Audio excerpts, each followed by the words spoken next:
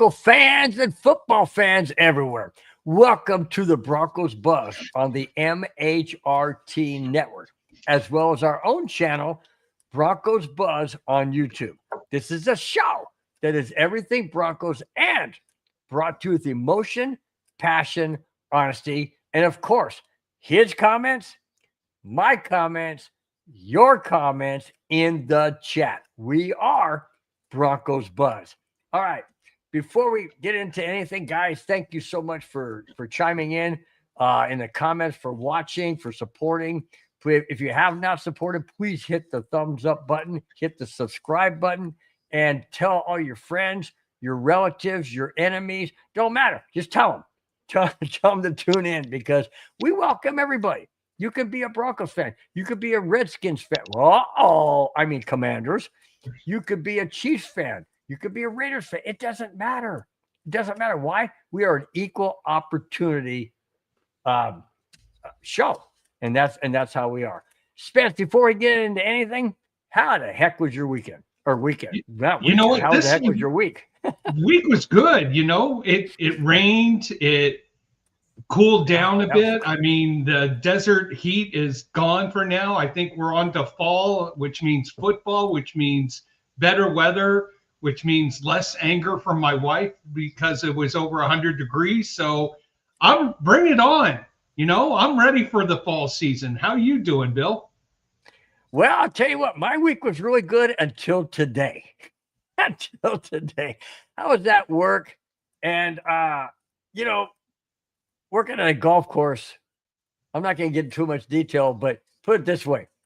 If you have your own cart, you have your own single cart, and you want to have your own single cart, but you don't want to pay the addition. It's a whole bit. Anyways, so don't go to a restaurant as a single person because they might put you into a table with another person. Just saying. That's not going to happen. That's not going to happen at a restaurant, but it does happen at a golf course, which is totally wrong. Anyways, then I had to go to the DMV. So I've had a day, dude. I've had a day, but it's all good. It's all. You know why it's all good? Because we're here and we're doing sports. We're having a good time, and it's game we got. Gonna be good, man. It's gonna be good. It's gonna be a good show. All right. Before we hit the main topic, or not the main topic, the one prior to the main topic, which is a recap, let's hit David Yonkin up as the batting leadoff in the chat. David Yonkin, what is up? He says, in my opinion, I think every coach should be on the hot seat because they are not earning their salaries. Just my 2 cents worth. What do you think, Spence? I think you have a point there, but it's early in the season. If we're still feeling this way after week 4, then I'd be concerned. But I'm not concerned right now. While it's the regular season, for these guys, it's still their preseason because, as I'll talk about shortly, we didn't get enough reps together as units. Yep. First string units. Absolutely. David Yonkin says, Spence, quit moving your screen, man. Hey, you know what? I got to get adjusted here. It's California. It's earthquake weather. You never know when things are going to be shaking a little bit here. Jack Kenna. Thanks, Jack, for being in the chat as always. Love it. Love it. Love it. Can't wait to have you on the show too on our bye week, week 12. David Yonkin is at David Yonkin says, thank you in regards to the Raiders losing to the Wagoners. Says those Wagoners are tough. Good luck this Sunday. I hope I really do hope the Raiders win. I do. Who are they playing? Forget. Oh yeah, they're playing. Who are the Raiders playing? I have nothing against them. I just don't like the Waggers, and I will continually call them the Waggers because, oh my gosh, speaking of that, dude, you should have seen the golf course today. I swear. Oh my gosh, brand new shirts, brand new hats. I see these guys all the time. They're some of our regulars, and they never wear their Wagoner stuff ever, but when they're winning, oh my gosh, did they come out? That's why I can't stand them, because you don't just wear it when they're winning. You wear it all the time. If you're a real fan, you wear it all the time. Anyway, Big E Bronco, what is up? Says, how's everybody doing tonight? I'm doing good. I'm just getting wound up right now. I'm just on a. It's gonna get worse. It's gonna. You passed over our buddy Chewy. Chewy, how you doing? You got to help me out here, man. When I get on a roll and I start ranting and raving and I start getting on my soapbox, you just got to take over, dude. Because I'm telling you, I'm gonna get wound up tonight. And Chewy, yes, go Raiders! I'm rooting for you guys to go to Washington and beat the Redskins this weekend without Jaden Daniels. I mean, Commanders or whatever. So David Yonkin. Wait, David, hang on to the end of my show. I may be in agreement with you. He says, I don't have the Broncos winning this week. Hey, got to give a shout out to my Loyola Marymount co-graduate, Brian. Go Rams. Good to have you jumping into the show, B. Nice. Love it. But Douglas Cruz says, what the F is earthquake weather? It's the same as tornado weather. That's what you experience, Madungus. That's earthquake weather. He doesn't get tornadoes where he's at, I don't think. Does he? In Nebraska, where he's on the west side of Nebraska. He's in way Nebraska. On the west side. All right. But you're right. You're right. I do have to agree with him. I've never heard of earthquake weather. I've heard of earthquake not lifestyle, or maybe it could. I guess it could be weather. I don't know. More, David. More. Me feel like I'm drinking. Oh my gosh. Let's see. Anybody else who want to get to before Jimin, what's up? Jimin 819. What is happening, man? Let's see. Anybody else? Yeah, Jack's asking what part. I'm in Santa Clarita. He's in Santa Clarita. Oh, by the way, you're going to get more rain coming. It looks like Tuesday. But Douglas, okay, got it. I'm on the east side. You what? And yes, we get tornadoes, but we usually just stand on the porch and watch them. Okay. Hey. If you want to go up in a whirlwind, if you want to go up in a whirlwind, that's all well and good. All well and good. All right. Let's get into the first topic, not the main topic. That's always after the recap of the game from last week. So that game was, there were so many chances the Broncos had to put it away, and they just didn't. So this is the recap of the Broncos losing when they had the game won 28-26, losing 29-28. And we have a topic that talks about that. And this, in my opinion, I'm not going to state it now, but in my opinion, I have something very, very strong to say about what happened. Anyway, Spence, what do you think about that game? Did Denver blow that game? Did Denver have multiple opportunities to win that game? Or was it just a fluke that happened at the end? Well, here you got to look at it two ways. On the surface, I think the Broncos were just not ready for this game. The defense did not look organized or ready to play. Yes, Indy has come out as gangbusters so far because they had more preseason reps with the first stringers. Daniel Jones was in a quarterback competition, so he played 3 preseason games. So he's up to NFL speed right now. Would you believe that Indianapolis has scored a field goal, mostly field goals, or a touchdown on 14 of 17 offensive series? 14 of 17. That's nearly 82% of their drives. They're getting at least 3 points. They're only drives that they haven't scored anything, 2 turnovers on downs and 1 end of half for a fourth quarter. Their punter hasn't kicked a ball yet this season. So now you get the Broncos. The offense looked a little bit better, looked a little bit more organized, looked a lot more opportunistic. But that defense, now PS2 had an ankle sprain. Boy, did it look worse than we thought watching him running around. I'm going to be honest. When I first saw him, I did not know he had an ankle injury. I thought he was either sick, hungover, or just not ready to play the game. Most of the offense, most of the defensive line weren't getting to Daniel Jones. I think they only sacked him once. Got to give it credit to Indy because it looks like they are 3 or 4 steps ahead of the rest of the league right now because they got more cohesiveness together during the preseason than our Broncos, who only played 5 series altogether. And so we're still getting up to NFL speed.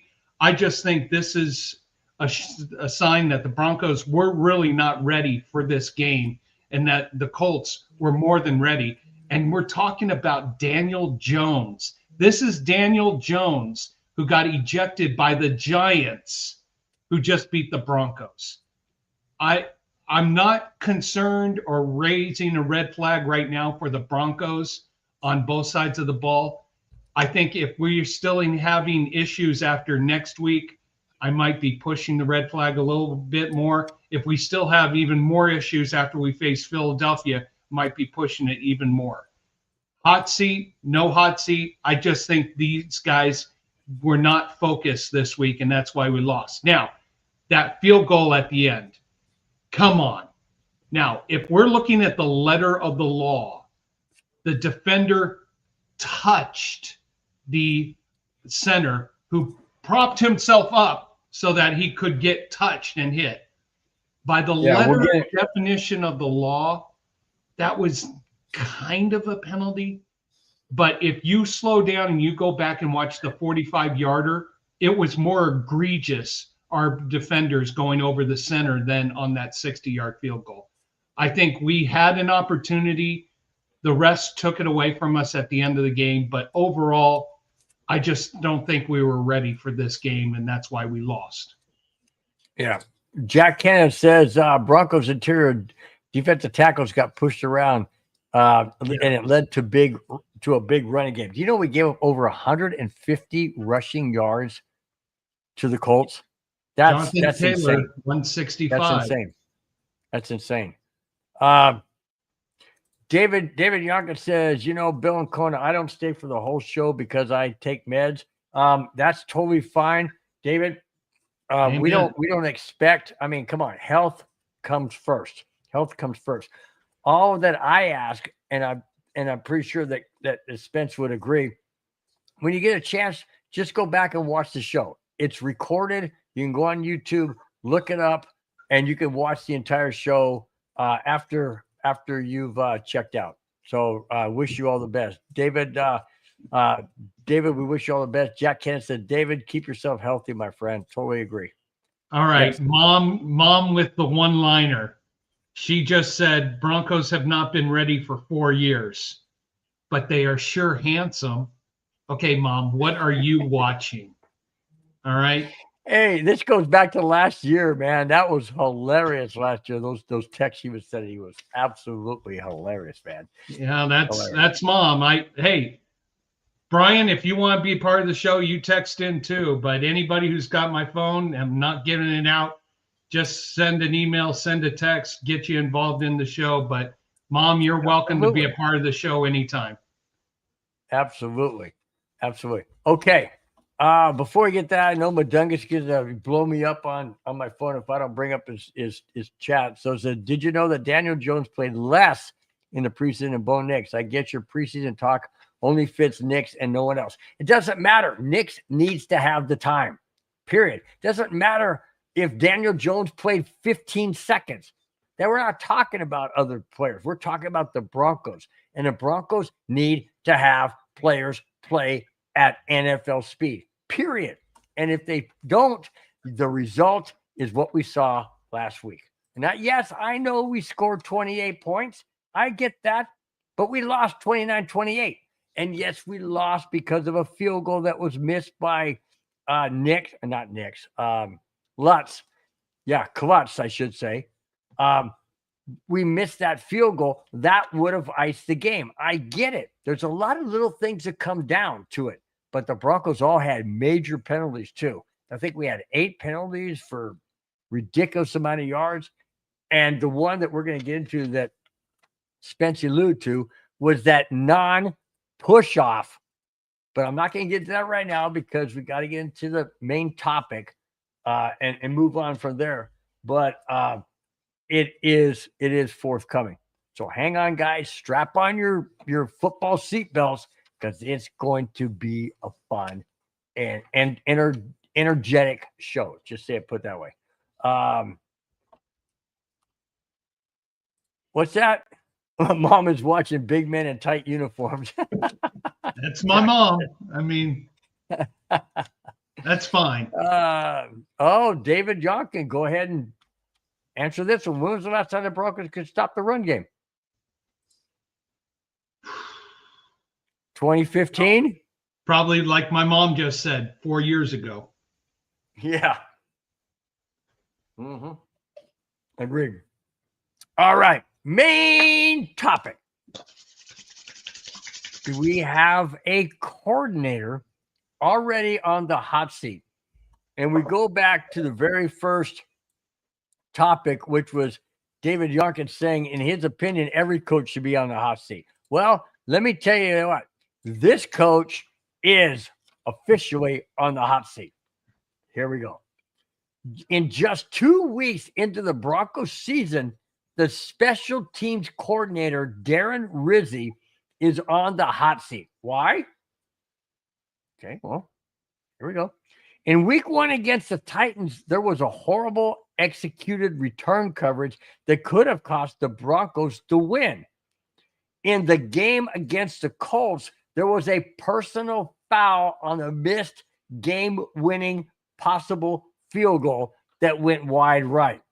That gave the Colts a 15-yard advantage and another chance, which they made, that won the game 29-28. Now, is that Rizzi's fault? Well, he's the one to put the guy there. Everybody knows you don't put a person over center unless you're going to jump straight up, which he did, and we will get into that. But just based off of what that topic is, should Rizzi be held accountable for the first 2 games? One, the Broncos won, could have lost. Second one, we did lose. Does that fall on the head of Rizzi, or does it fall on the head of Sean Payton, who is trying to protect Rizzi by saying it was really his call? You know what? I'll go to my earlier point. If we were after the Philadelphia game and we still had these issues after week 4, then I'd be concerned. This is only week 2. Guys are getting used to a new system. They're getting used to a new coach. Yes, we had the preseason, but who knows how many reps, who knows how much time they got together to do all these plays, run all these scenarios, go through this education. That, I will say this, that is probably the biggest takeaway from our loss, is that there's going to be a big education that comes from on all 3 factors. The offensive side, hey, we proved we could score 28 points. But in the 4th quarter, we had a missed field goal and a turnover. Defensively, it didn't seem like we were prepared. Special teams, it seems like they're not yet on the same page. I say yet because you've got to be able to take a learning experience away from a negative. For throwing Rizzi on the hot seat, I'm not ready to do that yet because this is a new system, a new way of running special teams, giving him a break until the end of the month. But you cannot be piling up more of these excuses, more of these breakdowns in coverage, more of these lapses, more of these mistakes. You can't be having them over and over and over. I think this is a learning experience that we're going to see what's going to happen coming in our next 2 games against playoff teams that were very successful. last season. So let's see what happens. Learning experience, because you can't blame everything on when one loss comes up like this. Go ahead and read that one and then comment. Do you guys really think that Sean cares if he takes the blame, because nothing will happen to him, but Rizzo could get fired? I think that's an overreaction right now. Just my opinion. It's an overreaction. Here we are 2 games into the season, and the special teams is not together right now. But again, if we're after the Philadelphia game, we're still having issues, then of course, yeah, let's look at it. Oh, Dad popped in and said the Rockies are up 1-0 on the Dodgers. Go Rockies. I mean, wow. Go Rockies. Dodgers. I thought they're playing the Giants. They're playing the Giants. Oh, Angels. Sorry. Angel. Okay. I was going to say. Okay. Big E Bronco, what is up? He says, I wonder, and this is a good question. Thank you for a good statement. Thank you for putting this up there. I wonder how many people would keep their job if everybody got fired after their very first mistake in Bronco country. Yeah. It's you know what? It's an overreaction. People trying to create drama. You know what? It's game 2 of a 17-game series, 17-game season. Don't overreact. Or series. You know what? It happens. It's a learning education. You take the good with the bad. Rizzi is Sean's boy. It would take a lot for him to be in trouble. Yeah, it would take a great deal. Yeah. And so I'm not sure who started this rumor, who put him on the hot seat. Let's just say this. If he's on the hot seat, the temperature of the seat is probably at 65 degrees. It's not hot right now. Yeah. Let's see. Biggie says there wouldn't be a person out there that would be able to keep their job if they didn't make mistakes, wasn't able to make mistakes. I agree. You learn from your mistakes. Yeah. And you get better. Hopefully you get better at your job by making mistakes because you learn not to do them again. Right. And that's what these next 2 weeks is going to be demonstrating. Is the special teams able to come? Jimin, are you the one, Jimin, who did the article to put him on the hot seat? I don't know. Maybe. I did not.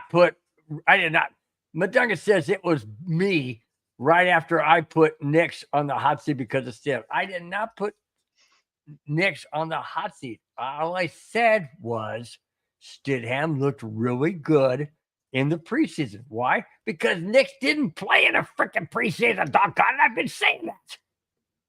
By the way, if anybody really wants to have a good time with watching the Broncos game, my mom just said our peach tree just gave birth. We're going to be watching the Broncos game this Sunday with peach margaritas, or by the fourth quarter, we'll cheer, win or lose. Who knows if we'll make it to the fourth quarter after all the margaritas. Peach margaritas. There you go. Ooh, that sounds good, man. Peach. Yeah. So they got peach trees already, huh? Sweet. Oh, yeah. Nice. All right. Let's go into the third topic. We got about 12 of them. So let's go into the third David topic. Duncan, who knows? We're in the Broncos change their name to Denver Saints. Well, Hey, we're 1-1 and the Saints are 0-2. And I'll tell you this, so far, I've hit 2 survivor picks picking against Miami and the Saints. So giddy up. Ooh, speaking of that Miami game last night, I could not believe they held their own until that interception. That's what ended the game for them. But if that hadn't happened, you never know. Buffalo's defense is suspicious. I will say this. And Miami's really disorganized, really discombobulated. Anybody who's in a survivor pool, pick against Miami and New Orleans if they're playing against anyone decent. That'll help you. I was really shocked that game was close. I'm going to go out on the limb and I'm going to make a prediction that the Miami coach might be the first one to have the hammer dropped on him this year. Bold prediction, but yes, Miami fought, but boy, they just are a mess right now, and I don't think it's entirely the Miami head coach's fault. Yeah, no, I would agree. All right, on the heels of the special teams coordinator says, go ahead and read it, man. Put it back up. No, oh, sorry about that. Go Bill ahead, and Madungus, after listening to your boys play-by-play, I thought Bo had a bad game. The box score looked pretty good. Yeah, it did. Yeah, I agree, Jack. But in the end, it just wasn't good enough. All right, on the heels of the hot seat for the special teams coordinator, listen to how that transpired. This comes from the mouth, and I'm going to quote, this comes from the mouth of the center who altered that entire last kick. Here it is. Last week, the Denver Broncos were in position to beat the Colts as the 60-yard field goal was wide right. Then a penalty was called. Colts center Dalton Tucker, who normally lowers his body to give the kicker a straight shot and a view of the goalpost, raised up his body instead and moved forward, thereby causing Broncos special teams player Tillman to put his hand on the back of Tucker. The ref saw the hand and thought Tillman was using leverage to gain height. Colts special teams coordinator said, and I quote, and the coordinator is Brian Mason. Special teams coordinator Brian Mason said, and I quote, if you identify a jumper, which is a person right in front of the center, opposite the center, I should say, on the defensive side, if you identify a jumper, instead of staying down like normal, I instructed him to wise up and step up and punch, in other words, punch, which means come up, punch the jumper, end quote. That's how it happened. They saw that Tillman was on the other side opposite the center, and they used that knowing full well that the kicker had never kicked a 60-yard field goal ever. Never kicked a 60-yard field goal in the NFL and made it. So by coming up, he had no choice but to kick it right because he would have kicked his center in the back of the head. So he kicked it wide right, hoping that the ref would call the freaking penalty, which was never a freaking penalty. He did not push off. He put his hand, he lifted it off and jumped up. He never once pushed, but once the referee saw the hand on the back, out comes a flag. To me, that is cheating. That is wrong. You got to watch the entire play to know exactly what happened. You can't just assume, oh, he had his hand there, and then he jumps up. Watch the hand. Does he keep it on there pressed down, or did he put it on there and come off? He put it on there because the stupid center came up, engaged the hand on the back, and that's what the referee saw and called a flag. To me, that's total mother freaking BS, and I'm done. Finish it off, Spitz. No, and by the letter of the law, of the rule, the letter of it, was it a foul? By the ethical football standards, no, it was not a foul. And by the way, who initiated the contact in this situation? Was it the defender or was it the offensive guy? It was the offensive guy, which is supposed to nullify the penalty. Mm-hmm. The refs got it wrong. What I was shocked is that there was no apology from the league on miss that call. Oh, by the way, wow, Bronco Billy is hot when he gets angry. That's from my mom. Really, Mom? Mom? I am. Hey, Spencer's mom, I am very emotional. I'm very passionate, and I wear my emotion on my shirt sleeve. And everybody that has watched the show or even knows me knows my emotions are always on my shirt sleeve. I do not sugarcoat anything. So you are 100% spot on. Thank you for that compliment. I appreciate it. By the way, Mom, what margarita are you on right now? 2, 3, 4, 5? Maybe that's part of the reason. And she said, and so cute. Mom. La, la, la, la, la, la. Okay. Block, block, block, Thank block. You. No, I can't. It's my parents. You can't block your mom. Hey, you know what? I appreciate that. I appreciate that. Mom said 3 margaritas. That's why I'm cute. That's the only reason why I'm cute. It's all good, man. It's all good, dude. I like what I really like what Biggie said. Biggie Bronco, he nailed it.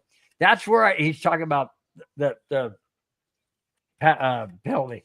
That's where I think plays like that can end games and affect the game like that when it should be under review. I absolutely agree with you 1,000%. I've advocated that forever, saying that on game-changing plays, not in the second quarter, the first quarter, or the third. No, game-changing plays like that one.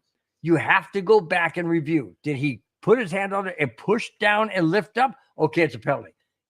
If you go like this because the guy raised up and you lift your hand up and then jump, that cannot be a penalty. It can't. That's because, like Spence said, the center came up and initiated the contact, thereby forcing the kicker to kick to the right. Otherwise, he's going to kick his center in the back of the head. So I don't see how that in any way, shape, or form could be a penalty. The referees gave that game to the Colts. No other explanation, but they gave that game to the Colts because they saw something that really wasn't there. The only thing that I'm curious about, as Bronco E. Bill says, 3 Margaritaville Bill. Oh, sorry. Yeah. That's all right. Go ahead. It's just the new referee assist replay is supposed to be able to re-look at personal fouls. Mm-hmm. Did they even try to look at this? So, nope, not at all.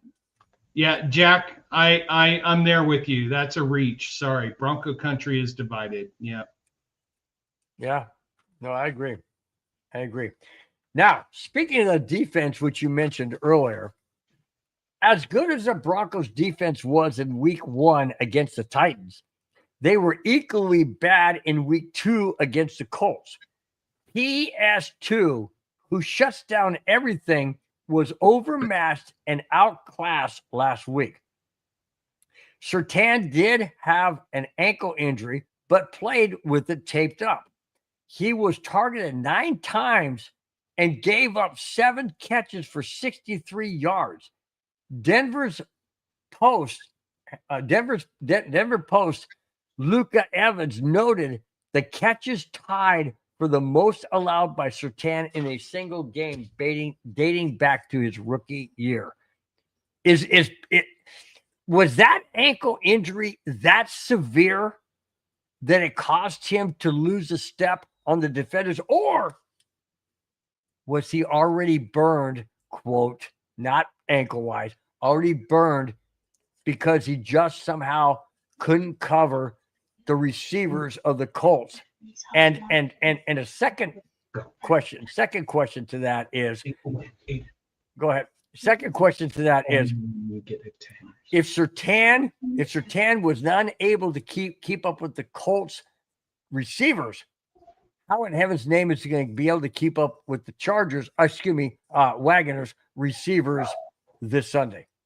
So there was a few of the plays that I really went back and looked at where the Colts receiver made the catch, where PS2 got picked a few times or was about to be picked and had to make a decision to go around. The big play being that final 14-yard completion to get Indianapolis into position. There was a pick play and PS2 had to go around the guy. I mean, there were a lot of those plays that PS2 was kind of targeted in that aspect. And I think they took advantage of the fact that he was injured. I think this is a one-off and hope that he's better and he's in a better, his ankle heals, but he just did not look right for one reason or another. But he did not get hurt in the first quarter or the second quarter, and they were still lighting him up. Because they were setting pick plays that never. Well, then pick play should be called by the officials. Those should be penalties. I know, but the officials might have just came from Kansas City to referee this game. Jack all you have to do is go up the freeway there. I think it's the 75 or something like that. So Jack Hansen says, "Wow, PS2, great information. I didn't know that. It must be due to his injury. He is just that good." I agree, but like Spence said, if there's pick plays that the referees aren't calling, I mean, it's out of your hands. That's why deep breath, Bill. I don't want Spence's mom to think I'm going to have a heart attack, but I'm going to have one anyways, maybe. Big E has a good, I think the Colts are on fire right now. How many passes actually hit the ground for Daniel Jones? How many passes were low and never touched the ground? I mean, they have scored on 14 of 17 possessions so far this year. Well, I'm glad you didn't let me get all worked up and stuff, because I'm about ready to get worked up on something. But, I've lost that train of thought, so I'm good. Yeah, that's why I interrupted you. Hey, Hart, you're okay. No, geez. Oh, all right. Let's get into some major injuries across the league. And this affects a lot of teams with franchise quarterbacks and or key players. Listen to the first one, and this one is huge. Bengals quarterback Joe Burrow suffered a toe injury. People are like, it's a toe, okay? Stub your toe, whooping. Hold on. A toe injury that was listed as a level 3 injury. This means surgery and will sideline him for 3 to 5 months. The level 3 injury means that it was either a ligament or a tendon tear. Holy smokes. When he went off the field and he could not put any pressure on that leg, on that foot, and had to be carried out by 2 guys on the shoulders, I knew something serious was up. I didn't think it was anywhere near that. What in heaven's name does that do to the Bengals now in the AFC Central when you have the Steelers? Well, they're best. But you have the Ravens. Now the Ravens take center stage. Do they not, Spence?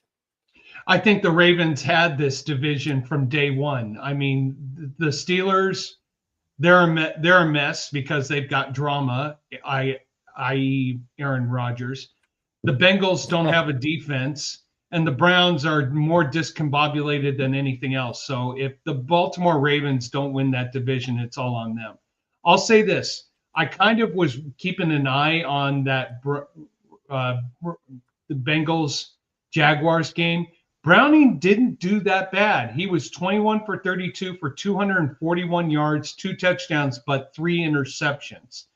Now he's going to be going out, and let me see. I just forgot right now who the Bengals are facing. They go face your Vikings, who don't have their starting quarterback. So it's a battle of backup there. Too.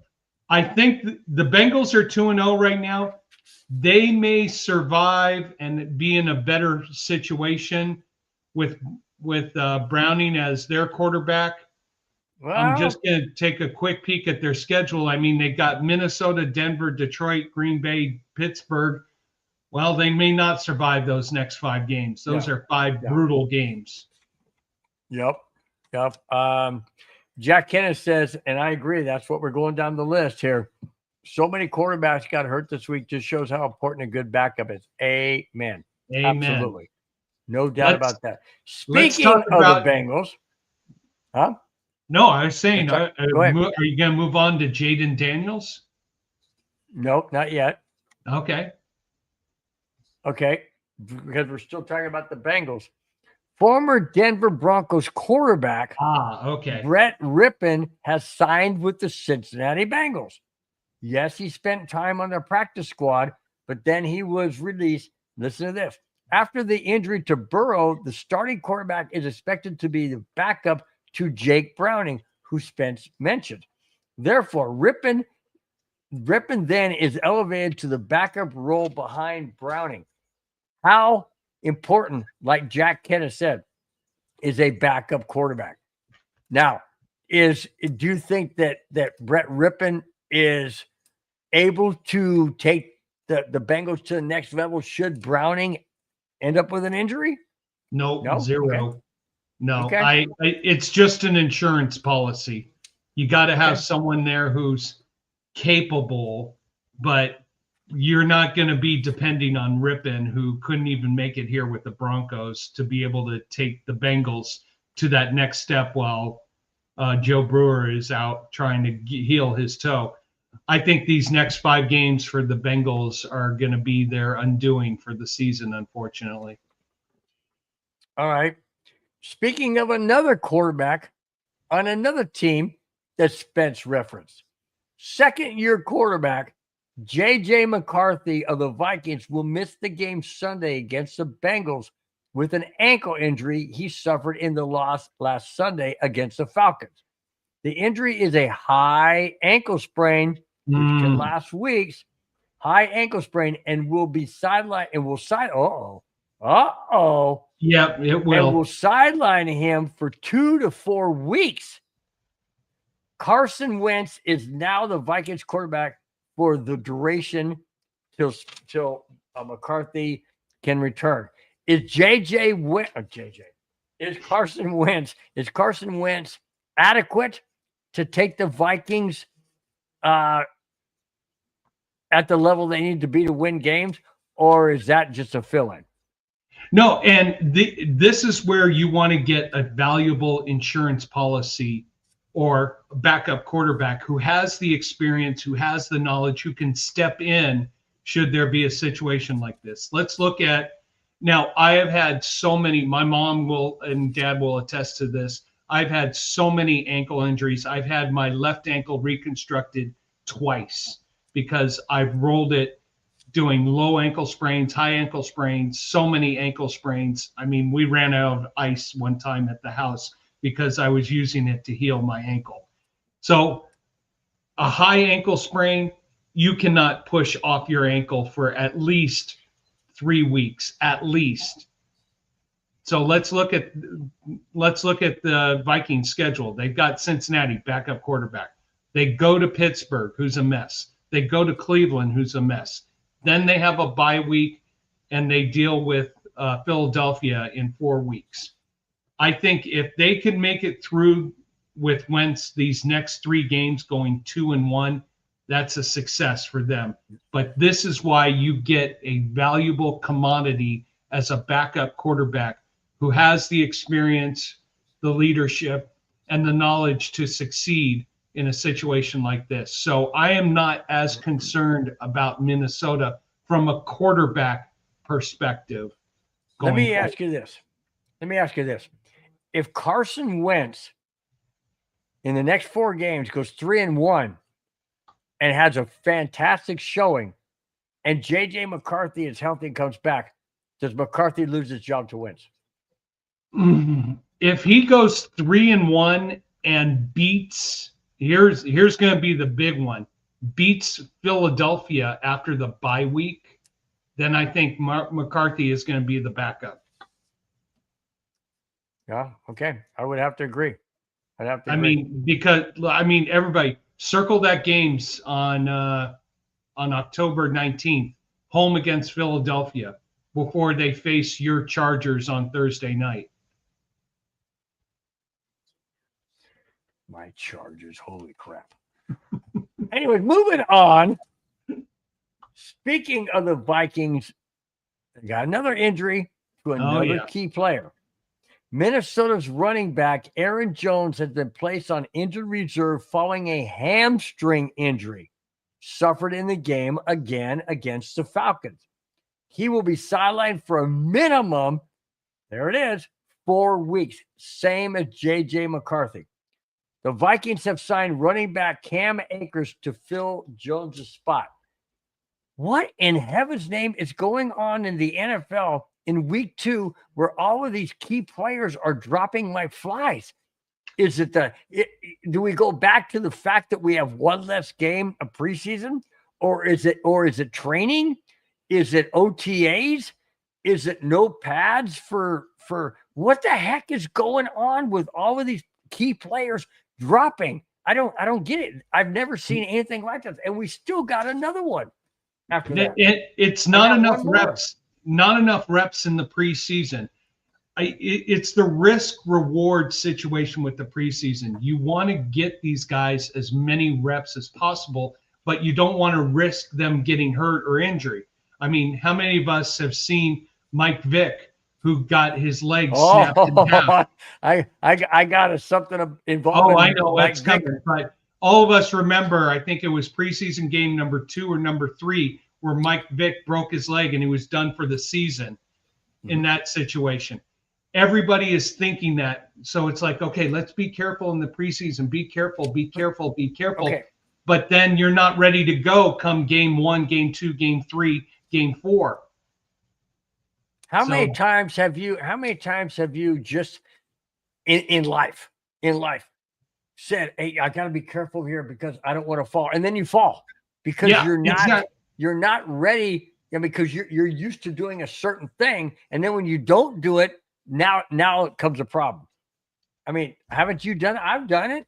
I've gotten up going, oh, I don't want to step this way. If I step that, boom. And then I do and I fall because I'm not doing the thing I normally do.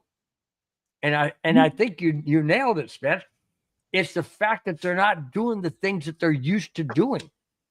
They're not used to doing.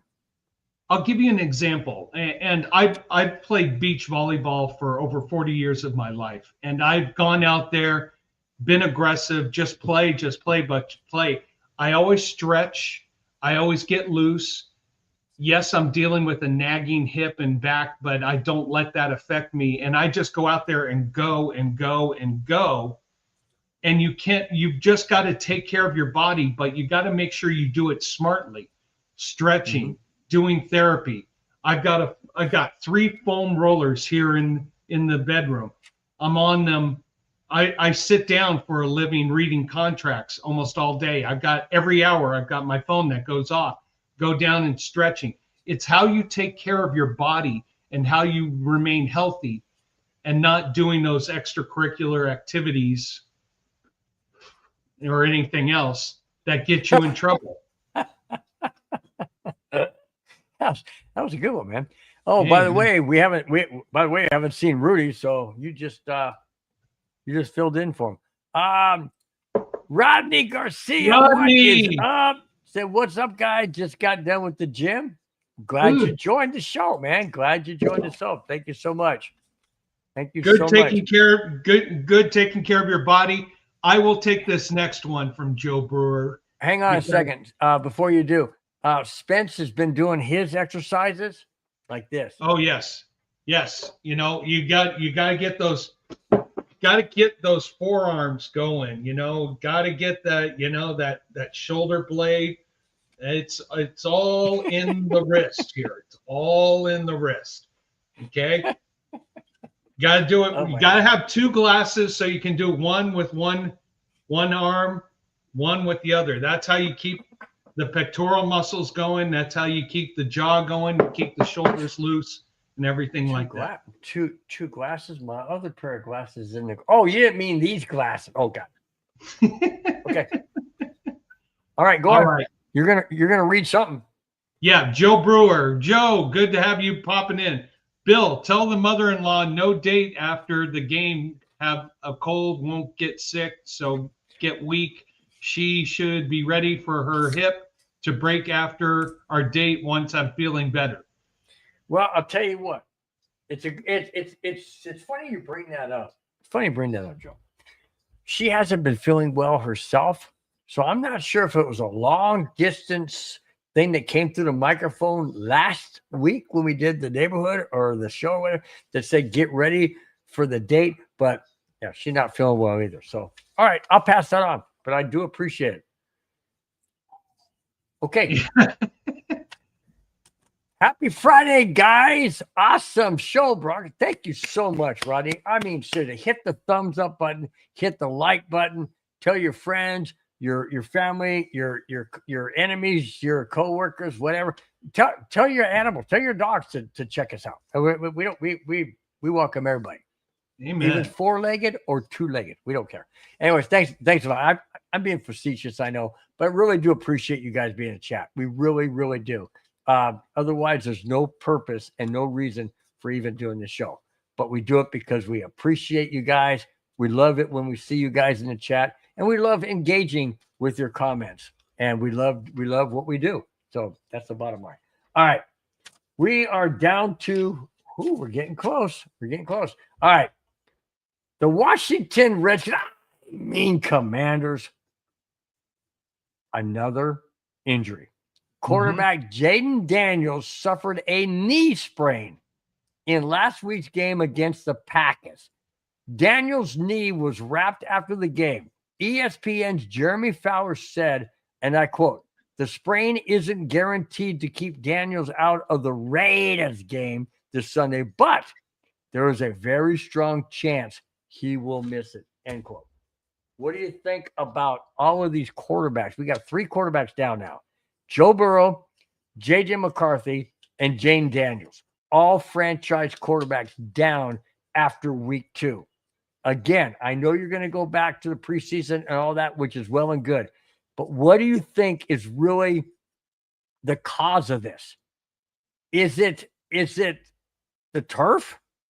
Is it the conditioning? Is it the defensive players that are just getting bigger and hitting harder? I really don't have an answer. I really don't have an answer. But I have never seen a season in week 2 ever before where 3 franchise quarterbacks and a franchise running back on the Vikings has gone down in the second week. I think you made the point I was going to do. As we evolve as a society, these players are getting bigger, stronger, faster. So anybody who knows physics, but momentum times acceleration equals the body cannot handle all the abuse and all the contact. And you know what? It happens. This football is a violent, very, very violent sport, and it's not able for the body to adjust to. So you've got to be put into a situation where you can succeed. I feel turf plays a vital role. It could, yeah, it's possible. That's Rodney. Rodney Garcia said it could be the turf. Joe Burrow said Daniel's issues might be his slender build. Burrow is a horrible O-line. You agree? Yeah, and I will say this, and Jack, you might be interested. Before Daniels was ruled out of this game, I thought, okay, the Raiders, they're going to go to Washington. They'll play hard. They'll compete, but I don't think they'll do it.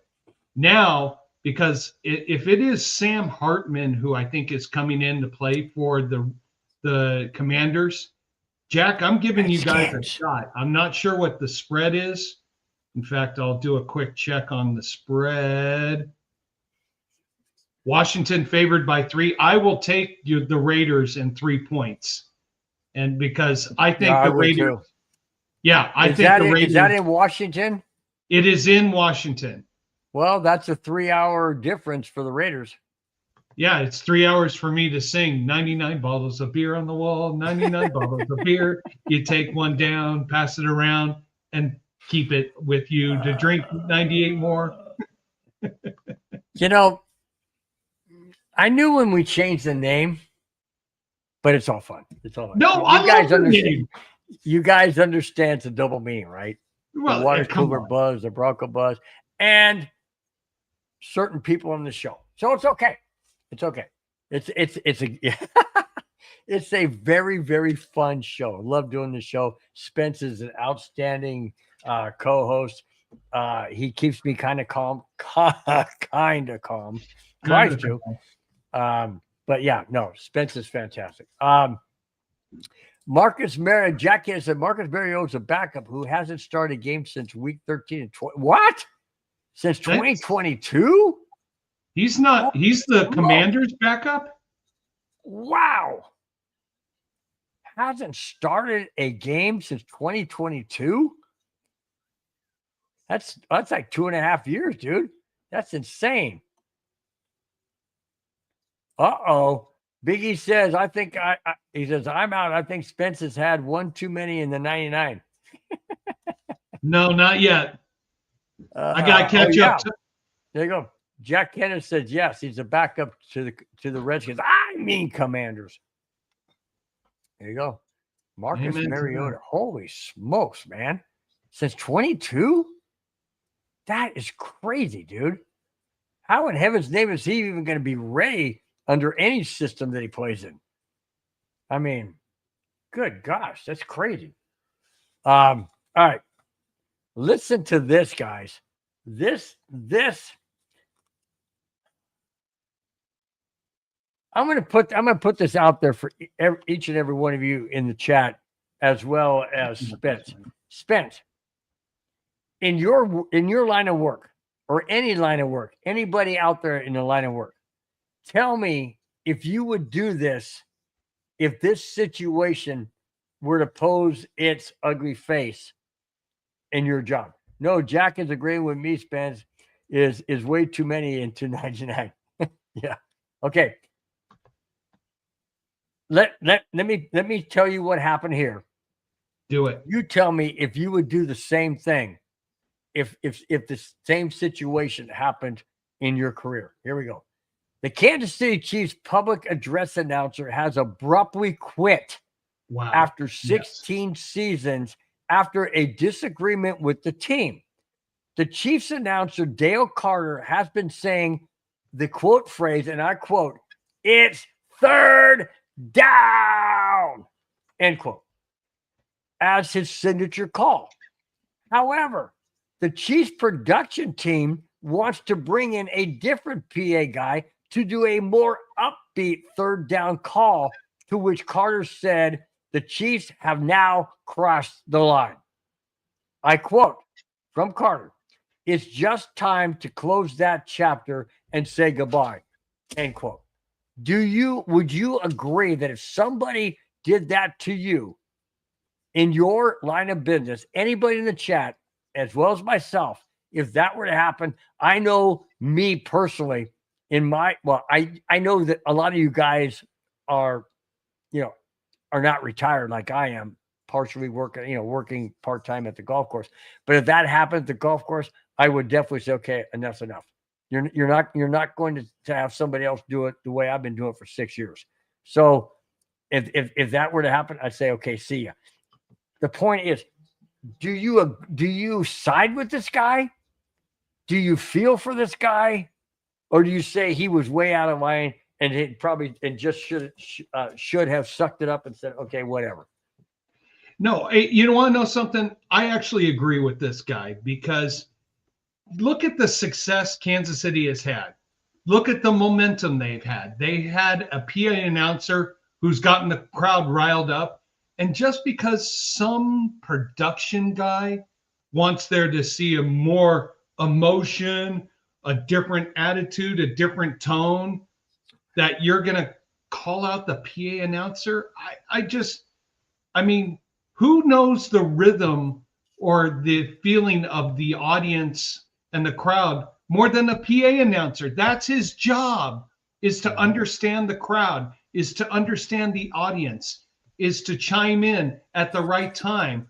And here's some production guy who probably that hasn't been in the job for so long is trying to tell this guy how to do it. Go ahead and read it from Joe Brewer. He nailed it. Go ahead. Yeah. Was the new PA guy for the Queefs someone's friend or son who may be cheaper? So the PR team went with it. Yes. I was going to get to that. Cheaper and easier to control. Absolutely. I'll give you credit for that. Agree. I mean, someone who's had 16 years of service, who has been, This is a guy who has dedicated and worked his job. He's worked his butt, and someone wanted someone else to get in and took the avenue to get this guy out of there. I mean, you want to know something? We all hate the Chiefs already. Yes, we're supposed to be respectful of them, and my daughter's going to come in here and smack me because she loves the Chiefs. But when you have something that is going good and is going rhythmically and is supported by the audience and everybody else, why mess with it? Why change it? Why try to change the attitude? It's gonna. You want to know something? Karma is a woo woo woo. I'm not saying the word because my mom's watching the show, but Madungus nailed it. That's like someone saying, "Oh, you're doing the incomplete chant," which the Bronco fans do. To be emotional, we want to pull it back. I would quit too. I agree. I agree. Absolutely. It's Absolutely. just you have something that is going good. You have something that is and the fans love it. The fans in Cincinnati are outraged. They're outraged that this guy quit. It's part of the culture. It is part of the team dynamic, and you're going to mess with that. You want to know something? Team ownership has gotten a lot of praise and a lot of accolades for what they've been accomplished the past 10 years. This is not going to be a good end to the situation. And I'm looking to see who Kansas City plays this week, because I might make a if they're at home, I might be betting against Kansas City this week. Why is that? Because you want to know what? Karma is a you-know-what. Well, there you go. Jack Cannon said Spence. I was just going to say karma. You beat me to it. Amen to that. Well, let's see. Who do the Chefs play this week? Or are they off? Oh, the Chefs are in New York. Okay, let's see. Playing who? The Jets? No, the Giants. I'll tell you this. I'll say this. They're not going to lose to the Giants. They're not going to lose, but I bet you anything the Giants might cover. That's Russell Wilson for you. He won't win the game, but he'll find a way to cover the spread as an underdog. Or cover his ass. I'm sorry. Anyways, all right. Are we going to get in the first of two, not two jackasses, two similar things? Oh, we got one we got both of these could be jackass, to tell you the truth. Both of these could be good jackass. But we're going to get into this week's jackass of the week. You suck, you jackass. This one bothers me because it comes from authority, meaning a head coach or an owner or somebody above the players, or even a player who's not even on the team, but is covering for someone. All right, let me just get into it. Yeah, get into it.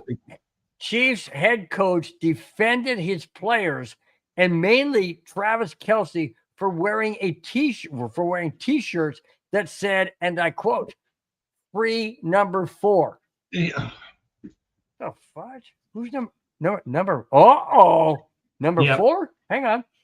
To support suspended wide receiver Rashee Rice. In case you've forgotten, Rice was suspended following an involvement in a deadly multi-car crash in Dallas last year. He was racing another car at high speeds and injured several people, as well as deadly. Head coach Andy Reid said, and I quote, this is damaging, guys. This is damaging. "I stand behind my players and their intentions to support a teammate, not to make a protest against the NFL or condone Rice's actions. B frickin' S." That was my part. But I say, end quote, BS. He is defending them wearing it. He's defending everything they did. But it's sugar-coated because he said, well, we're not going to we're not doing it against the NFL, and we're not really condoning Rice's actions. Well, yes, you are, because you're allowing them to support something that is wrong. Let me continue.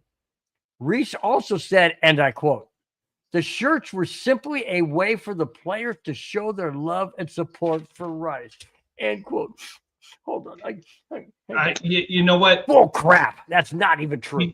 I totally disagree. You want to know what are you telling your teammates or your culture or your camaraderie when you're allowing a guy who committed a crime, committed a felony? It's okay. We'll take you back. What you're doing is you're telling them your talent is more important than doing the right thing and being a law-abiding citizen. If this guy was on the Broncos, management, ownership would have had him ejected 5 minutes after he got arrested. This is the problem with the Chiefs right now, is you're making choices that is not good for the culture of the team. It's not good for building camaraderie. And when you're choosing a felon over football, or no, you're choosing a felon's football ability over what's right.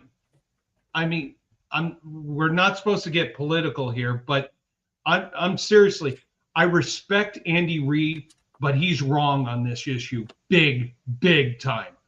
The right coach would just tell Rice, look, you made a bad choice. You're either suspended for X, Y, Z, go figure it out, or you're gone. Yep. But to now, I'm going to bring in.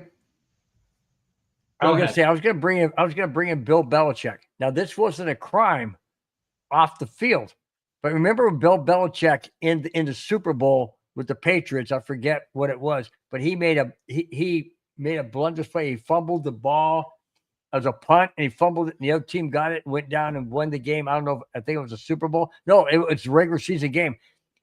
He kicked him off the team because he made a mistake. That's how you deal with. Now, that was a football play. This is a life-changing play for people who were killed and injured. Seriously, he was speeding over 120 miles an hour, racing a guy on a freeway in Dallas. And he was arrested. He was prosecuted. He was suspended from the NFL. And Andy Reid is going to allow his players to wear free number 4? Yeah, seriously? What are you telling your teammates? What are you telling people? It's okay that you do something wrong. It's okay that you commit a felony. It's okay that you put people in life danger outside of football. You've got football talent, and we care more about that than doing the right thing. You know what? Comes down to this, buddy. Comes down to money. Comes down to the machismo. Yep. I was thoroughly disgusted with that. I saw that, and I said, you know what? I cannot pass this up. Look at Henry Ruggs and killing a person in drinking and driving. Another is Dante Stallworth. Absolutely a stalwart. Absolutely, Jack. I totally agree. I'm not in the chat part, so thanks for bringing that up. You can take it down, whatever. But no, I totally agree with that. You cannot allow, just because they have talent and just because they think their crap doesn't stink and they're invincible, is wrong. Everybody is subject to the law of the land, period. And you cannot, just because you have a talent in sports that brings in multi-million dollars for owners, doesn't mean you're above the law. It doesn't. These guys think they are, but they're not. And the bottom line is, until these owners, until these coaches get and wrap it around their head that they are not above the law, things like this happen. Didn't Andy Reid have a son that got drunk one and did something stupid and whatnot, and he covered him up? I mean, Joe Brewer said, not a shocker given Reid's son. There we go. Given Reid's son's issues, apples don't fall from the tree with his players. And if Rice was on any other team, he would be gone until the commissioner brings it back. absolutely 1,000%. Joe, you nailed it. You get the gold star of the comment. day. Yep, you get the absolute comment of the day. You nailed it, dude. That was absolutely special. But what does Perfect, this tell the rest of the team? Hey, it's what okay. What does it tell the league? It tells the league that Kansas City's overlooking. They're overlooking any kind of lawlessness.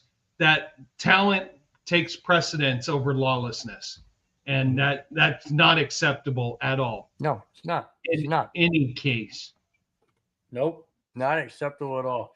And for that, I hope the Kansas City Chiefs end up in the cellar of the AFC freaking West. Hope they lose every freaking game. Every freaking game.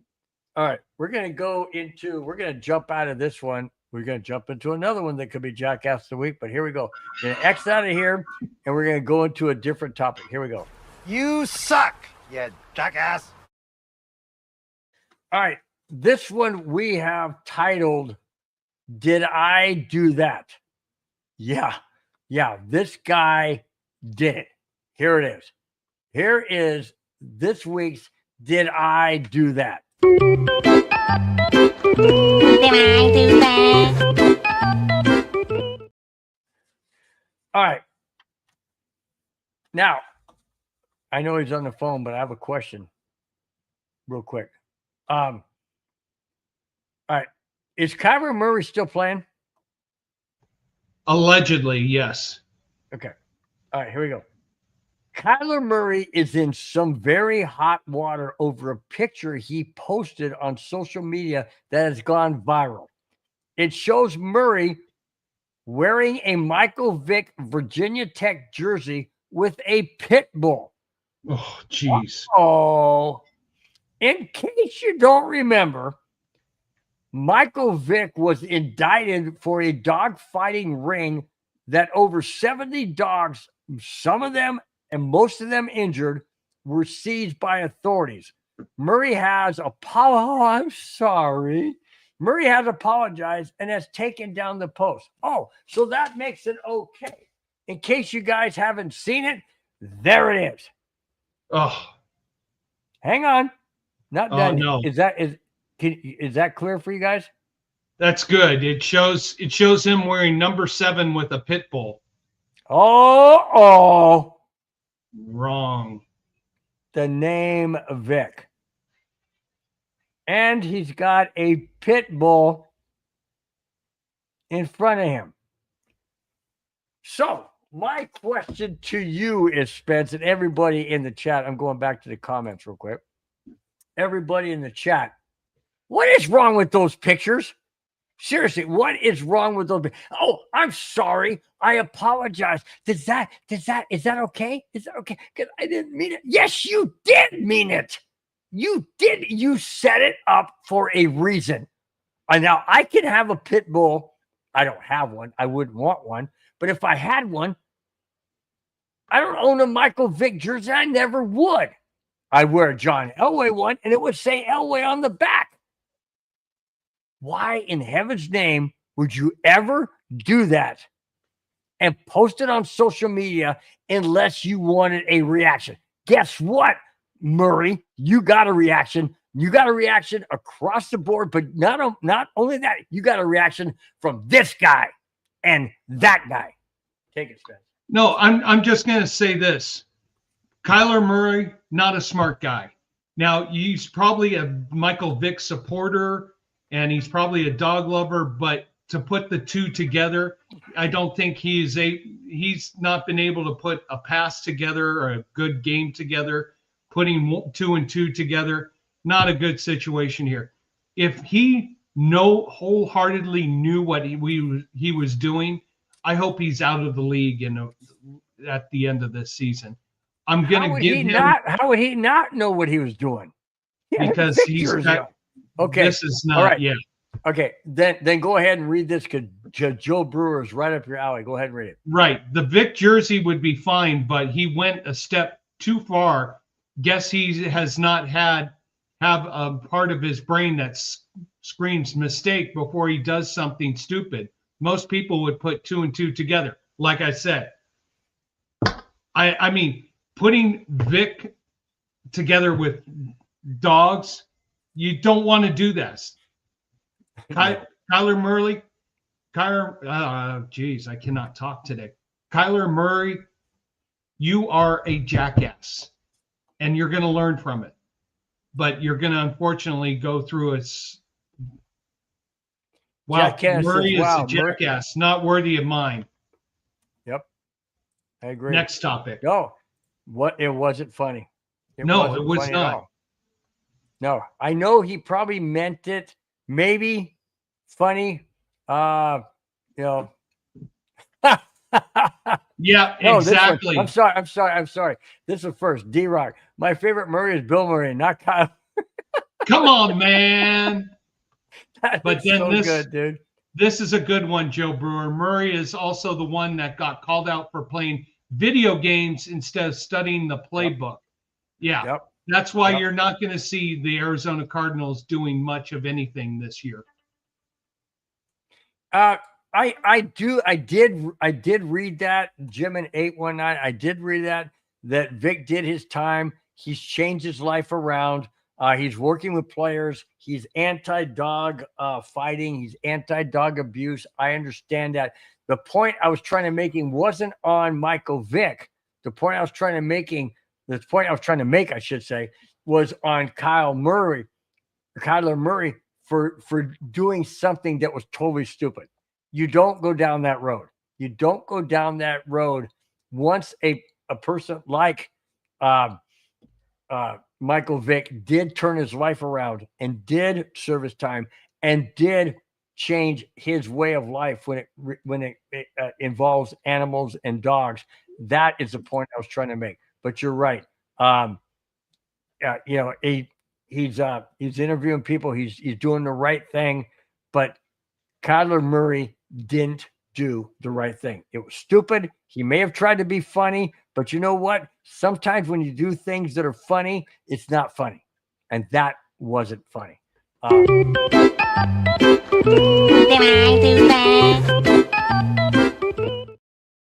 Good segue, dude. I like that. That was good. All right. Everybody out there, 100.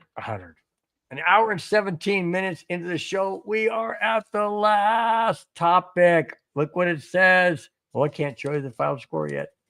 Oh. Okay. So we are at the last topic, guys. It is now time to fast forward to Sunday. Broncos at the Wagoners. And I don't care what you guys say. It's going to be the Wagoners as long as I ever talk about them because, in case you guys missed the beginning of the show, at the golf course today, I saw more brand new collared shirts, brand new hats, brand new golf covers that were the Chargers. And there are regular. They're some of our regulars. And I'm like, hey, I haven't seen that on your golf club. I haven't seen you wear that. Oh, well, because we're 2-0. What? No. You see this back here? I've been a Cub fan since 1973, and they won the World Series in 2016. I've been a fan ever since. See what I'm wearing? We made the playoffs. I wear it all the time. You've seen me wear it many times. I had that flag up at the beginning of the season. That's what I do. That's right. See the Avalanche? They didn't make the playoffs. I mean, they made the playoffs, but they didn't go anywhere last year. Still there. Why? Because I'm a fan. Yeah, I'm getting worked up because I'm sick and freaking tired of Wagoners jumping on when they win, and then you see nothing about it when they're losing. Okay? Now, before we get into the final score, Spence, I'm going to turn over to you. What do you think is going to happen this Sunday? So I had early in the season when we were predicting our forecast for the record, I had predicted that this would be a loss for the Broncos because they have lost 4 out of the last 5 games going to play against the Chargers. I am going to change that right now because I think the entire team is really angry after their play in Indianapolis. And I think they're going to come out steaming hot, angry, ready to get revenge for your team, Jack, losing to the Chargers. Final score, Denver Broncos 30, Chargers 27. I have to go to this real quick because it's ironic for one reason. Joe Brewer says Bill is going to pick the Wagoners to win, given the fact he's a closet Bolts fan. Almost done. I'm not a closet Bolts fan. I never have liked them. Contrary to what you guys may think and say and feel, all my hey Anna, how you doing? Good. How are you? Good. We're going to be off here pretty quick. So Oh no, I just walked in from work, so take your time. So make your prediction how you- for the Broncos Chargers game. Who's going to win this week? When is it? It's Sunday. Okay. Who won their games last week? Broncos or Chargers? The Chargers Broncos won, lost. the Broncos did not. Okay. What was the spread for how much did the Chargers win by? They won quite a bit. They won. Okay. Who'd they play? I forget. The Raiders. They played the And Raiders. Oh, the Raiders. And how's that's their right. track record looking? Oh, just make a Raiders prediction. are- And who did the Broncos play? The Broncos got ripped The off Colts. by the Colts. By how much? 1 point. I'm going for the Broncos. Who- Broncos. No, wait. I think that but how much did the Broncos lose by? 1 point. 1 Okay, point. and how much did the Raiders lose by? think it was 10 or- 20 something to 9, I think it was. Oh, Hang on. sorry, Hang the on. Chargers. What? Okay, you're off the show. You're off the show. I mean, I'd like to see the Broncos win, but with that kind of, Spread. Broncos are going to win. I don't know. I mean, everything's up in the air. The season just with that, I don't know. Who It's you, going to be a good game. Sassy and Pop Pop are watching Oh, right tell them now. hi. Jojo, It's who going to you, be a good game. who you, But who I you may say the predicting? Chargers. Anna, always great to see you. I hope you Me had a too. great I day. just walked in from work, so I'm going to go and settle in. All right, Broncos. you got to give your prediction. What's Broncos. the score going to be? I think the Chargers. 21 to Tell the camera. 21 to 18. Yeah. 21-18 Broncos. Okay, she's predicting the Broncos are going to win by 3 points. It's going to be a good game. Where are Okay. they playing? All right. in here in LA. Right. No, oh, she just said the Chargers are going to spank them, and she spanked her butt. Ooh, that means she wants you to spank her butt. Did I say that? Jack Cannon said Chargers have more fair weather fans, probably tripled the fan base in 2 weeks. Not my co-host in DZ or DC. What on the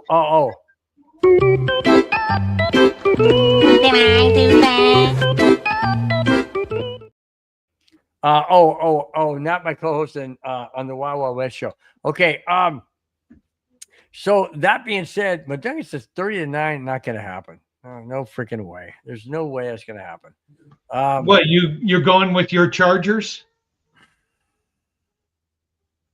Not my Chargers. I'm just going honestly. The Broncos looked really good defensive wise against the Titans. They looked really good offensive wise against the Colts. The defense let them down and special teams let them down. Kicking, field goal kicking, penalty wise, and that stupid phantom referee call who's probably a freaking Colt fan. All that went against them. The Broncos still had a chance to win that game against the Colts team. What scares me is the fact that the Broncos defense could not cover the receivers, could not stop the run. The Chargers against the Raiders, and I'm not saying the Raiders have the best defense in the league, but when the Broncos are touted arguably touted as one of the best, if not the best, AFC defense in the league, and look like crap against the Colts. How is that going to look against the Wagoners? How's that going to look? People are going, Wagoners? Who the hell? Yeah, jump on the wagon, jump off. You know who I'm talking about. So if they're going to look like that against the Colts, how in heaven's name are they going to look against the Wagoners on Sunday? Better or worse? What do you say, Spence? Better or worse? I think they lessons learned from this week. They're going to be more prepared.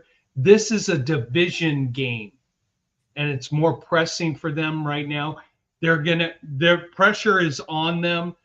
They got exposed in Indy for several things on the defensive front. The offense took a step forward, so I give them credit there, but a very critical interception thrown by Bo Nix there in the fourth quarter. You can't be doing that in the fourth quarter. The special teams are going to learn from it. I'm still calling 30-27 Broncos. What do you say is the score? All right. Well, first, before I get to mine, Jack Kenneth says he called the game 23-19 Wagoners. Richie has a 27-17 Wagoners. And the Charger host has Denver 24-17. I'm not anywhere near 17, but I'm closer to 27. In fact, I'm on 27. 27-23 Wagoners.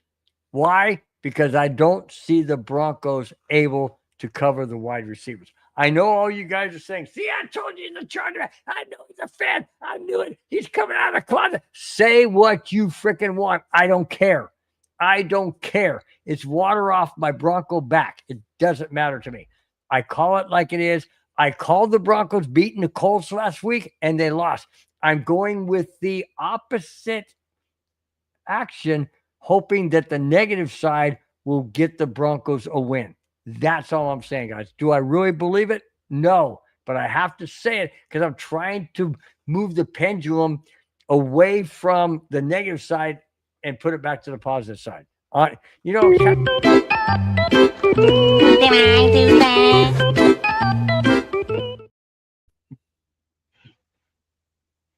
yeah.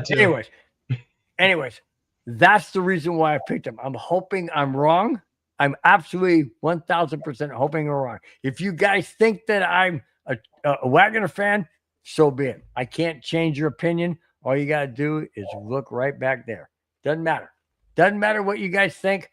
I appreciate what you think. I love the interaction. It's fantastic each and every week. All right, Spence, before we wrap it up, go down the list and we'll thank each and every one of them for being in the chat, and then we'll check out of here, and you can get back to your lovely wife. Amen. So, David Yonkin, thank you for checking in.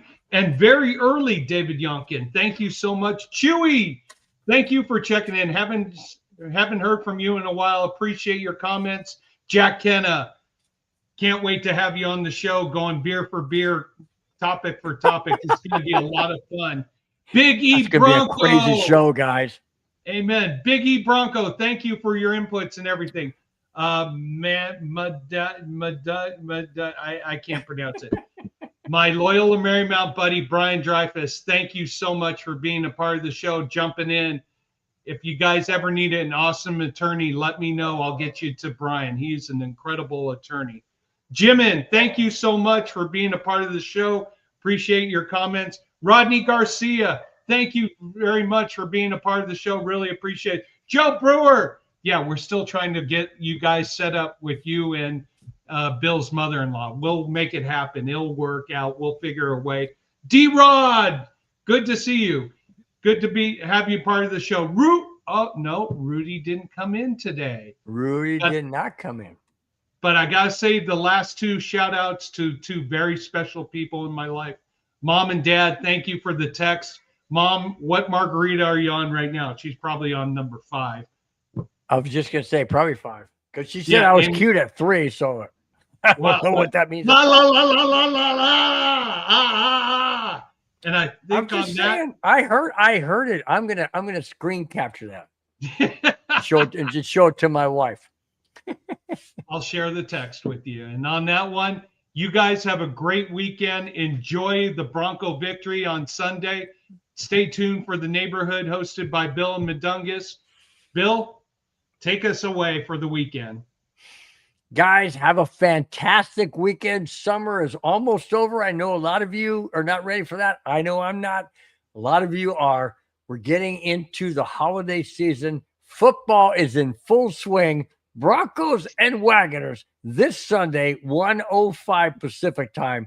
We will be here for the Broncos neighborhood. Spence and I will be here next Friday, recapping that game with all other new topics. Guys, enjoy your weekend. Enjoy your Friday night. We will see you next week, 5, 6, 7, and 8. Till then, guys, have a fantastic rest of your night, rest of your weekend. We'll talk to you then. Bye-bye. Fast lane when I pass in the street, bag of money in the passenger seat. Simcoe's been asking for me on the road from the west to the east. Way up, I might never come down, cause the coast's racking up the flame out.